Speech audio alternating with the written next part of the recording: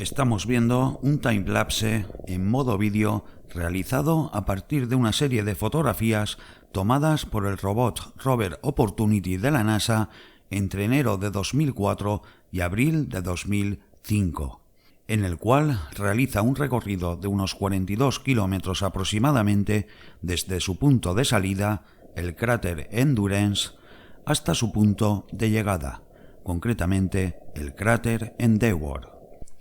Bien, como se puede apreciar, en la parte izquierda podemos ver ese time-lapse y en la parte derecha un mapa que muestra todo su largo recorrido. Justo abajo podemos identificar algunos datos adicionales más: el sol donde se encuentra, la fecha correspondiente a esas fotografías y, como no, los metros recorridos. Debo decir que algunas de las imágenes que vamos a ver hoy, porque hay muchas, pero solo vamos a dedicarnos a las más importantes o las que mejor visión tienen según mi punto de vista, han sido capturadas durante la trayectoria de este increíble time-lapse. Pero como esto que estamos viendo va muy relacionado con el tema de hoy, primero recordemos estos acontecimientos y después haremos una pequeña investigación en conjunción con el tema que nos conlleva hoy y este time-lapse. Así que por favor, no se pierda esta increíble y fascinante historia y sobre todo la pequeña investigación que realizaré después de conocer más a fondo todo el misterio que encubre la mítica ya y espeluznante historia del vuelo 19. Comenzamos.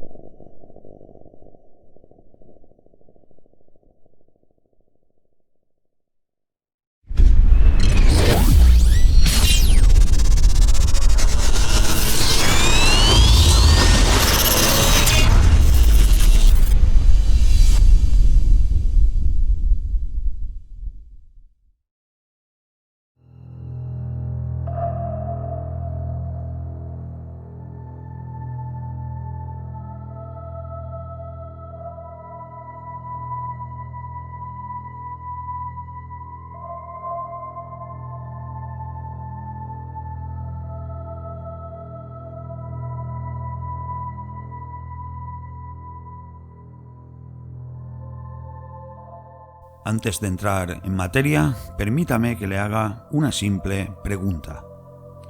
¿Quién no ha oído hablar alguna vez del famoso y misterioso Triángulo de las Bermudas? Lo explico rápidamente para quien no esté al tanto de ello. El Triángulo de las Bermudas es un área geográfica con forma de triángulo equilátero situada en el Océano Atlántico, entre las Islas Bermudas, Puerto Rico y la ciudad estadounidense de Miami, en el estado de Florida. Al unir estos tres puntos con una línea imaginaria, se forma un triángulo de unos 1.600 a 1.800 kilómetros de lado y una superficie de 1,1 millones de kilómetros cuadrados aproximadamente. A lo largo de la historia, la cronología marítima y aeronáutica sobre este lugar indica multitud de barcos desaparecidos. Incluso se han encontrado barcos totalmente intactos, pero sin rastro de la tripulación o pasajeros.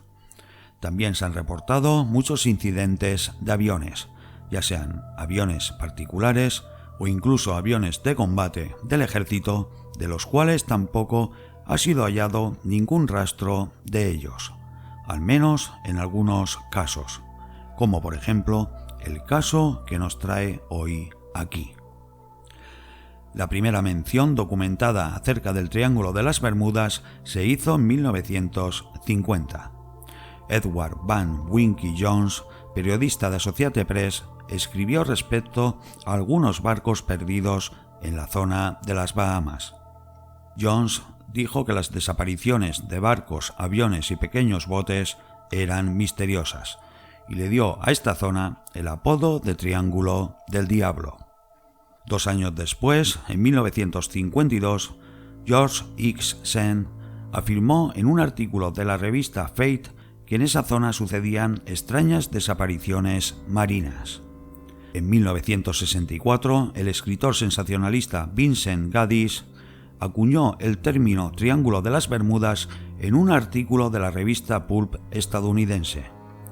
Al año siguiente publicó el libro Invisible Horizons, True Mysteries of the Sea, o sea, Horizontes Invisibles, los verdaderos misterios del mar, donde incluía un capítulo llamado El Mortal Triángulo de las Bermudas. Generalmente, Gaddis es considerado el inventor del término. Antes de continuar, quiero decir que la ciencia ha intentado buscar una solución lógica a estas desapariciones, pero a día de hoy ha especulado mucho, pero no se ha reafirmado al 100% de lo que puede estar ocurriendo allí.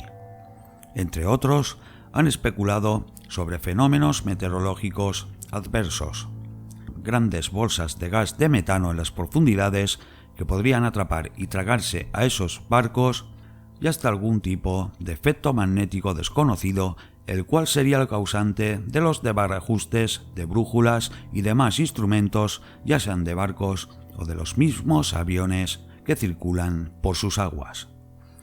En definitiva, que existen muchas propuestas, pero que no se ponen de acuerdo en ninguna de ellas. Bien, pero vayamos de lleno al asunto.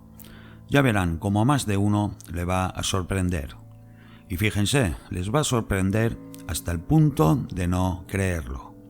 Y que conste que yo no quiero convencer a nadie, ya que las imágenes hablan por sí solas. Pero en fin, de esto ya hablaremos luego. Primero lo primero, más que nada para entrar en contexto.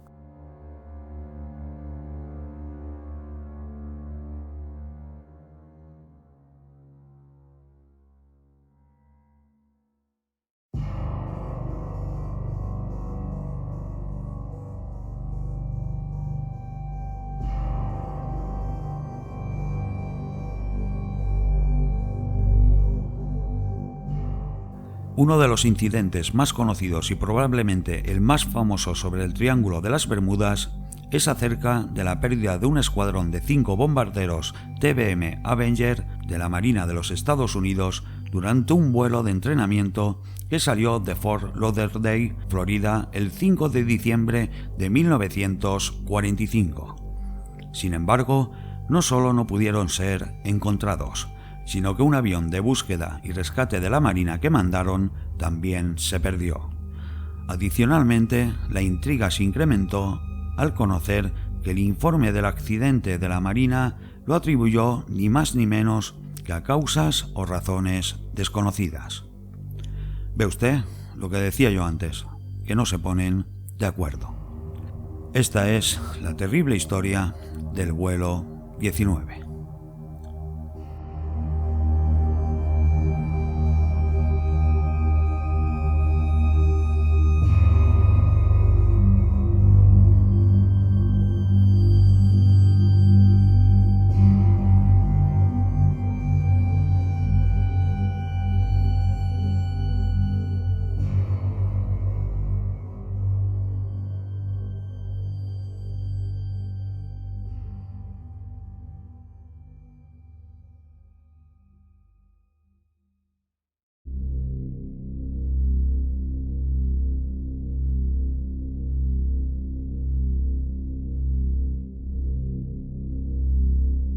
Aquel escuadrón despegó para cumplir una misión rutinaria, al mediodía del 5 de diciembre de 1945, desde la base aeronaval de los Estados Unidos en Fort Lauderdale, en Florida. Su ruta era volar 300 kilómetros hacia el este, luego 75 kilómetros hacia el norte y regresar después hacia la base de partida. Todo ello realizando una ruta de vuelo triangular. Curiosamente, el vértice del vuelo triangular que efectuaba el vuelo 19 estaba en línea directa con las Islas Bermudas, y coincide que las Bermudas parece ser el límite al norte de la zona de numerosas desapariciones de barcos y aviones. La desaparición de este escuadrón militar de vuelo lanzó a la prensa entera y a los primeros titulares los nombres con los que se conocía esta zona hasta aquel momento. Triángulo de la Muerte, Mar de la Mala Suerte, Triángulo del Diablo o Cementerio del Atlántico fueron los principales nombres con los que se bautizó el famoso Triángulo de las Bermudas. El vuelo lo componían 5 oficiales pilotos y 9 tripulantes, cada avión con 2 pilotos a bordo. Pero aquel día uno de los pilotos que tenía que realizar esta misión pidió el relevo antes de despegar, debido a que alegó un mal presentimiento, pero se lo obligó a volar. Otro piloto no apareció ni siquiera en la zona de vuelo. El día estaba perfecto para volar, meteorológicamente hablando. Incluso otras tripulaciones que volaron aquella mañana advirtieron a los pilotos del vuelo 19 de las buenas condiciones climáticas. La misión sería de 2 horas de duración, con el despegue a las 14 horas. A las 14:10 todos los aviones del vuelo 19 ya estaban en el aire y los mandaba el teniente Charles Taylor, comandante de las Fuerzas Aéreas de los Estados Unidos, con más de 2.500 horas de vuelo. El vuelo 19 se dirigía hacia Chicken Shoals, al norte de las Bimini. A las 15:15, después de que el vuelo 19 había concluido las prácticas de tiro con bombas y volando hacia el este, los controladores de vuelo de la base Fort Lauderdale recibieron un extraño y confuso mensaje del teniente Taylor. Todo este mensaje fue grabado entero y decía lo siguiente: Llamando a torre, esto es una emergencia. Parece que hemos perdido el rumbo y no podemos ver tierra. Repito, no podemos ver tierra. ¿Cuál es su posición? No podemos saber en qué dirección está nuestro oeste. Todo está mal, es extraño. No podemos estar seguros de ninguna dirección. Ni siquiera el océano tiene un aspecto normal.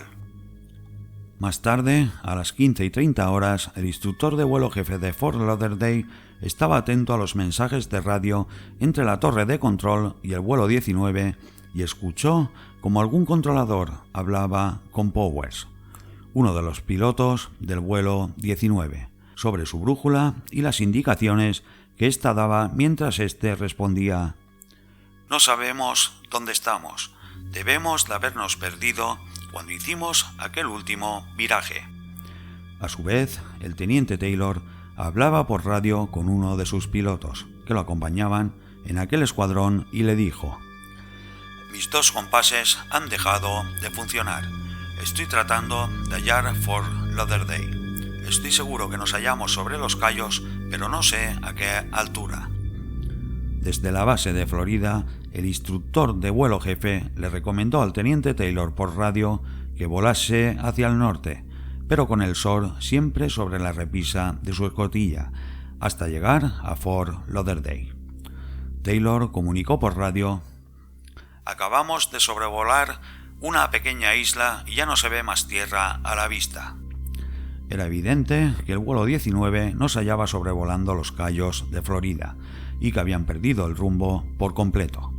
A su vez, con cada minuto que pasaba, cada vez era más difícil recibir comunicaciones del vuelo 19, a causa de la estática, pero sin embargo la torre de control sí podía escuchar las conversaciones de radio entre los propios aviones del vuelo 19. Algunos pilotos hablaban de falta de combustible y que solo les quedaban 75 millas de autonomía, unos 120 kilómetros.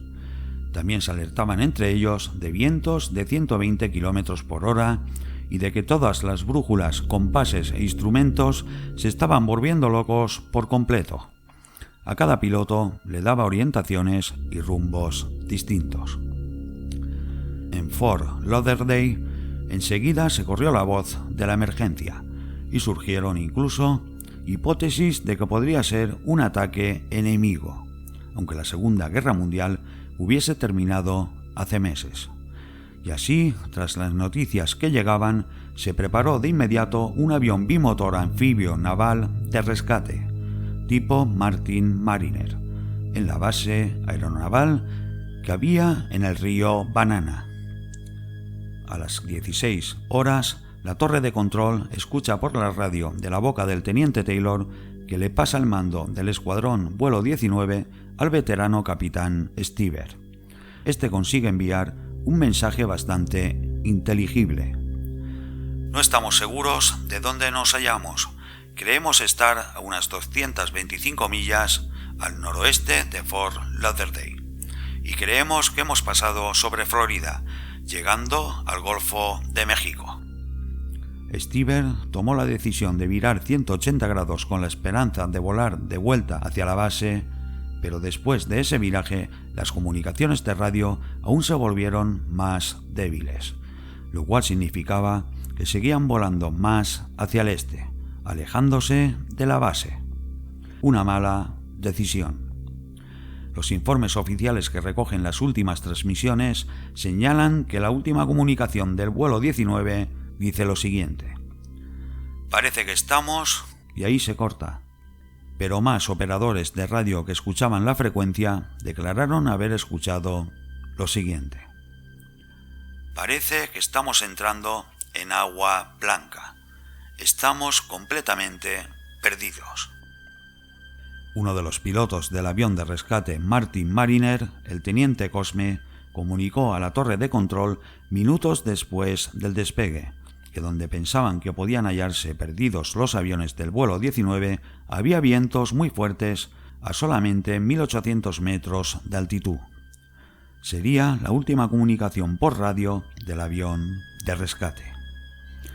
Un nuevo avión desaparecía para siempre, sin dejar el más mínimo rastro ni pista.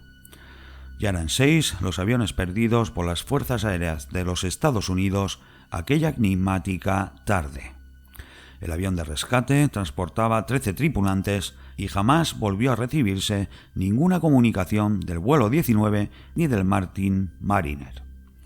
Transcurridas ya unas 3 horas desde el último mensaje de radio del Mariner, en la base de Opa-locka, en Miami, se recibió un mensaje de radio muy débil que decía FT, FT. Solamente se registró ese mensaje. Esas letras eran las siglas del código de llamada de los TBM-3 Avenger desaparecidos del vuelo 19. Por ejemplo, el avión del teniente Taylor tenía como código de llamada el FT-28. Y claro, surge la gran duda, porque si el mensaje provenía del desaparecido vuelo 19, 2 horas después de que supuestamente ya se le hubiera agotado el combustible de vuelo, ¿seguían volando?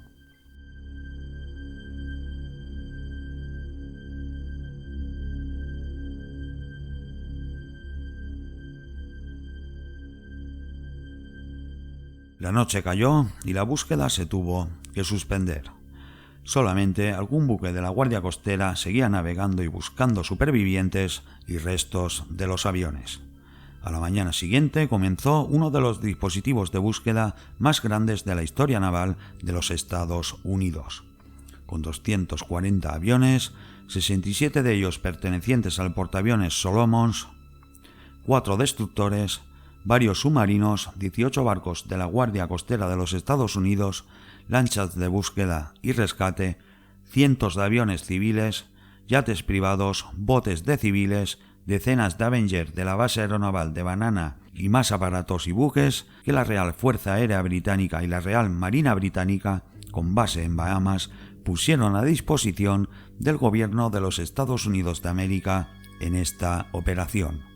167 vuelos diarios se realizaron día a día a solo 100 metros de altitud sobre el mar, de Orto a Ocaso, más de 1 millón de kilómetros cuadrados batidos por mar y aire en el Atlántico, Caribe, Golfo de México, costas de Florida, islas vecinas, etc. 4.100 horas de búsqueda aérea se hicieron desde la desaparición del vuelo 19, y un solo resto de avión, y un solo cuerpo, y una sola mancha de aceite. Todas las playas de Florida se batieron también buscando restos de las aeronaves o de sus tripulantes, pero jamás apareció nada.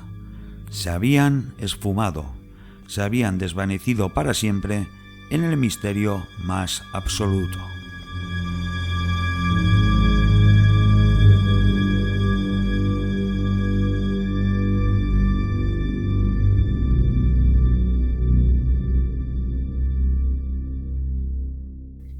El mismo día en que desapareció el vuelo 19, un avión comercial de pasajeros informó sobre una especie de llamarada o fogonazo rojo en el cielo. Pensando los militares que tendría algo que ver con el avión de rescate desaparecido Martin Mariner, poco después se desmintió. Ese mismo día, sobre las 19:30 horas, un buque mercante también notificó el avistamiento de una explosión en el cielo. Si los TBM-3 Avenger tuvieran que ver con esa explosión, sería inexplicable que estuviesen volando a esa hora, ya que no tenían combustible para estar en el aire tanto tiempo y que habrían colisionado entre ellos. No cuadra la hora y el combustible a bordo. Lo enigmático es que al final no se recibió ningún mensaje de SOS ni desde el vuelo 19 ni desde el Mariner de rescate, alertando de algún aterrizaje forzoso. Por ejemplo, los Avengers y sus pilotos estaban preparados para melizajes forzosos, para flotar durante 90 segundos y portaban botes y chalecos salvavidas. Aunque todos se hubieran ido al fondo del Atlántico, los botes habrían aparecido ya que iban en el exterior del avión. Una de las comunicaciones que se envió desde el vuelo 19 era la de que el sol no parecía normal, además de que se notificaron que entraban en aguas blancas.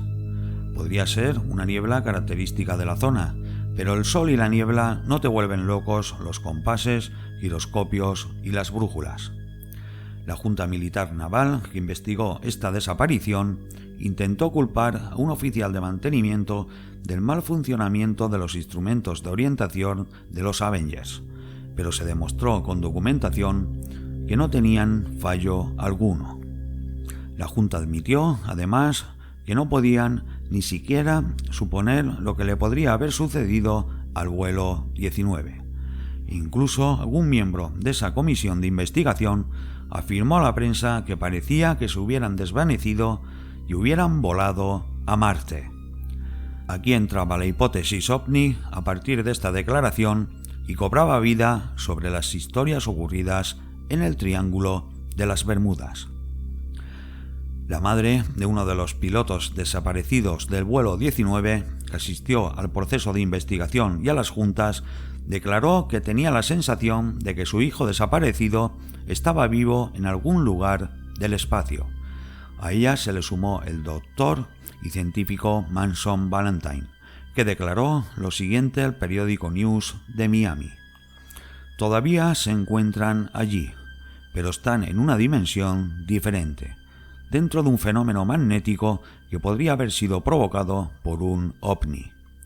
A estas declaraciones se le sumaban otras de un oficial de alto rango de la Guardia Costera de los Estados Unidos que manifestó explícitamente lo siguiente: no sabemos qué demonios pasa allí.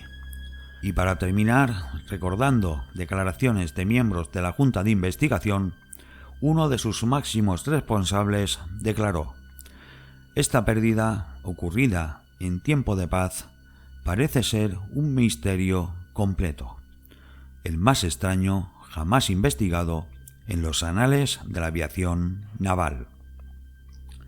Lo que jamás contó la prensa, pero sí que investigó la Junta Militar, fue que aquella mañana, antes del despegue del vuelo 19, otro escuadrón que estaba de maniobras también vivió momentos tensos al tener problemas de navegación que los hizo desorientarse a causa del fallo de los instrumentos, aunque consiguieron aterrizar a 80 kilómetros al norte de Fort Lauderdale.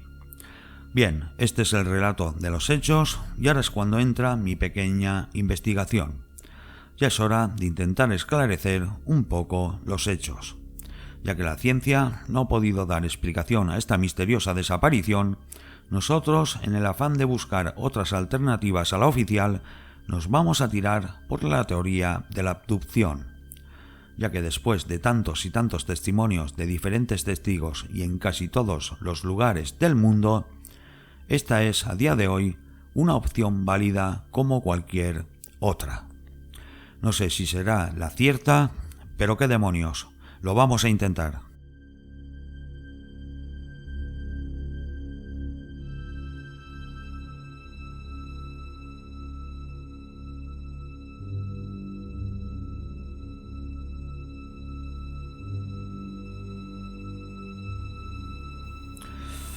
Volvamos de nuevo al vídeo de NASA. Aquí, como ya han visto ustedes en algún vídeo anterior, es posible que en el planeta Marte hayan seres humanos, tanto seres humanoides indígenas del propio Marte, como seres humanos secuestrados por vaya usted a saber quién. A día de hoy, muchos de nosotros sabemos que NASA ha sido acusada de secuestrar niños de la Tierra y llevarlos al planeta Marte para utilizarlos como esclavos, pero yo creo que no van por ahí los tiros. Sí que es cierto que en muchas fotografías de Marte enviadas, por ejemplo, por el robot Curiosity, se pueden apreciar seres muy extraños, pero además también seres posiblemente llevados allí por algún tipo de entidad, y los que parece ser que están desorientados y asustados a la vez. Como por ejemplo este ser que parece ser un varón y afinando muy mucho, hasta diría que va vestido de piloto comercial, con esa supuesta camisa de color blanco. O esta otra imagen en la que podemos ver lo que sería una posible mujer protegiendo lo que parece ser su hijo. Al menos las formas, los colores y la situación así lo determinan. Es muy complicado que esto fuese una pareidolia. Pero en fin, vayamos a lo más difícil de este asunto. Revisando frame por frame este vídeo de NASA, me he dado cuenta que muchas de las fotografías incluidas aquí, cuando las buscas en su página web, en el directorio correspondiente a la misión, no existen tal fotografías. Existen otras, pero no las mostradas aquí. Menos mal que en este planeta a alguien se le ocurrió perder un montón de horas intentando descubrir algo aquí. Y lo encontré. ¿Y a qué me refiero y qué tiene que ver con el famoso vuelo 19? Pues ni más ni menos que a esto.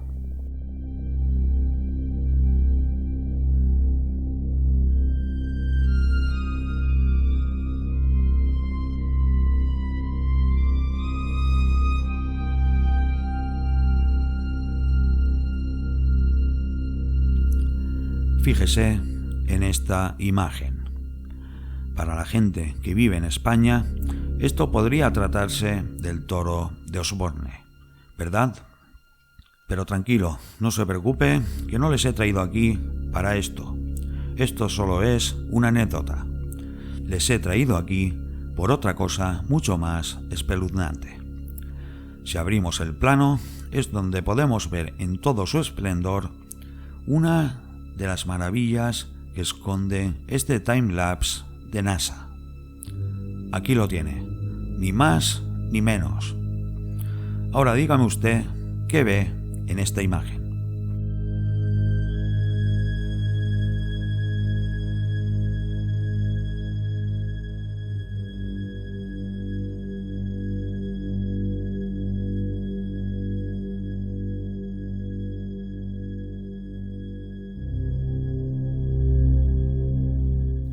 Al 99,9% de que no sea esto real, le pregunto, ¿estaríamos viendo aquí en Marte uno de los aviones desaparecidos del vuelo 19? ¿Algún TBM Avenger o incluso el mismísimo Martin Marinel, el avión de rescate? Algunos de ustedes dirán que menudo rollo les he contado solo para mostrarles rocas. Una pareidolia. Pero antes de acusarme, déjeme decirle una cosa. Usted me podrá discutir, incluso asegurar, que esto no se trata del planeta Marte como nos está afirmando la NASA. Pero lo que no me va usted a discutir, que esto es un tipo de avión. Eso lo tengo muy, pero que muy claro, y más aún cuando he trabajado para un jefe de una empresa de aviones privados. No sé de qué tipo de avión estamos hablando, pero parece ser que se trata de un avión construido ya hace algunas décadas. De ahí que estuve buscando información y me topé con el caso del vuelo 19. Lo relacioné y más que nada fue por la mancha blanca que muestra en la parte posterior del lado izquierdo. Esta que le estoy remarcando. ¿Verdad que podría tratarse de la estrella pintada en uno de los TBM Avenger?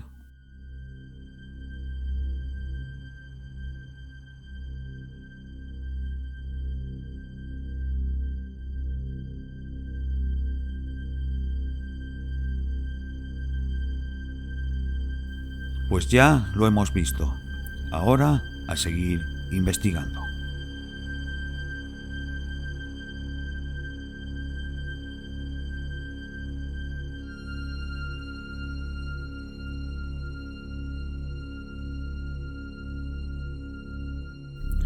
Eso sí, por favor, si usted es piloto, y dejando a un lado si esto es Marte o no, sáqueme de dudas. Se lo agradecería mucho.